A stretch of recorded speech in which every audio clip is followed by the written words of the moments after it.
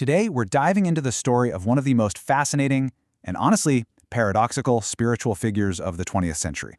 This is a man who was groomed from the time he was a boy to be a global messiah, whose single most famous act was to say, "Thanks but no thanks," and reject the whole thing. I mean, really think about that for a second. What happens when the person everyone has picked to be the savior of the world just walks away? That is the central drama of Jiddu Krishnamurti's life, and it's a story that really challenges our ideas about faith, authority, and what it even means to search for truth. And this slide right here, this is the conflict in a nutshell. On one side, you have this massive, organized prophecy. A world teacher is coming to guide all of humanity. And on the other, you have the man they chose, Jiddu Krishnamurti, saying flat out, "I do not want followers." So, how on earth did we get from that prophecy to that refusal? Well, our story starts in a place you'd probably never expect. Not in some grand temple or monastery, but on a pretty ordinary beach in India, with a young boy who seemed like the last person you'd ever pick to be a messiah. Honestly, looking at his early life, you would never guess what was coming. Krishnamurti was born in a small town, and he was known for being this kind of vague, dreamy kid. He was sick a lot, his teachers thought he was slow and would beat him, and then when he was only 10, his mother, who he was incredibly close to, died. He just retreated even further into himself. Definitely not the dynamic leader anyone was looking for. But then, everything changes in 1909. See, his father worked for this group called the Theosophical Society, and one of its leaders, a well-known clairvoyant named Charles Leadbeater, saw the young Krishnamurti playing on a beach.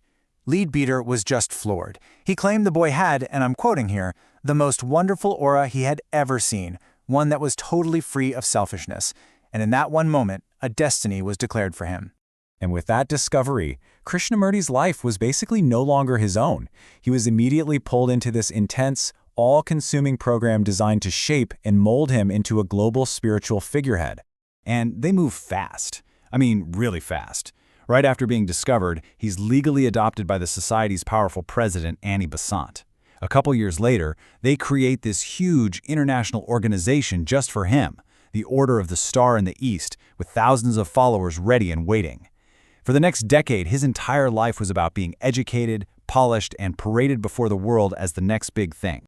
Now, here's where the belief gets really specific. The Theosophists didn't think Krishnamurti himself was the Messiah. No, he was supposed to be the vehicle. Think of it like a perfect human vessel, a conduit, that a great cosmic being called the Lord Maitreya could use to speak through. So he was being propped to literally let another consciousness take over his body to teach the world. But, life has a way of throwing a wrench into even the most elaborate plans. And for Krishnamurti, two deeply personal crises were about to come along and completely shatter the world that had been so carefully built around him.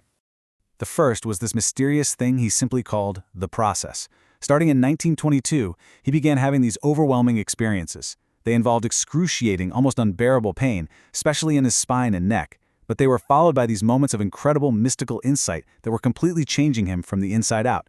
He was finding a spiritual path of his own, one that had nothing to do with his official training. The second blow was even worse, a real gut punch.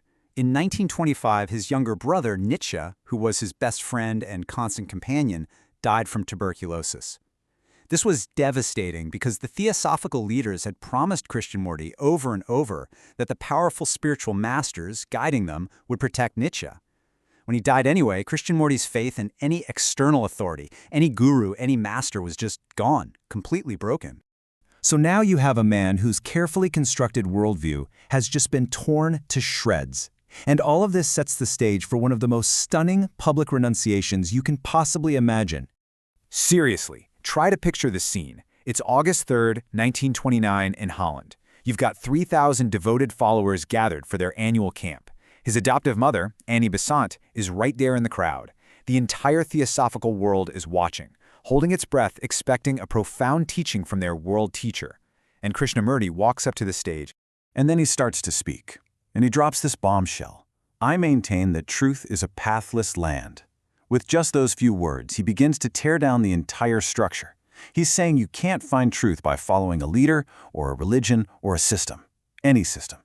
It was a radical, absolute declaration of spiritual independence. And this wasn't just a philosophical speech. He took immediate action. Right then and there, he dissolved the entire Order of the Star. Poof, gone. He returned all the money and property that had been donated. We're talking castles, land, a huge fortune. He made his point crystal clear. The moment you follow someone, you cease to follow truth. And from that day on, his new mission was simply to help set people free.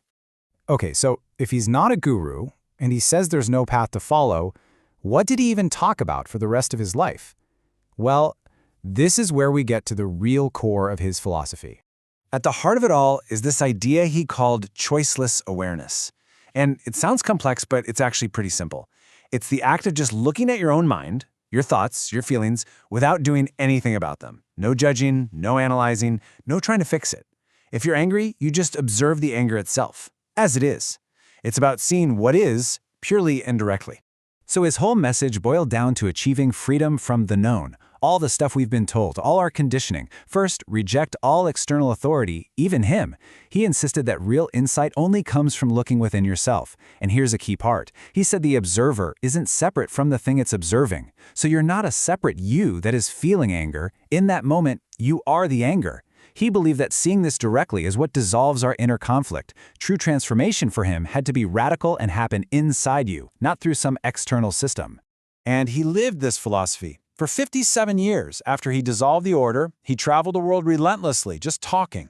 Not as a guru with all the answers, but more like a fellow human being, a friend, who was there to help clarify the questions we all have. So in the end, what did he actually leave behind? Not a new religion, not a dogma, not another system to follow. His legacy is really an invitation for each and every one of us to begin our own journey of self-inquiry. And you can see that legacy today in the unique schools he founded and in the massive archive of his talks that are still available. He completely refused to be the light for the world. Instead, he insisted over and over that we must each be a light unto ourselves. And that is such a profound and frankly challenging idea. It puts all the responsibility for finding truth, for freedom, for real change squarely back onto our shoulders. And so the real question he leaves us with is this: what do you do with that freedom?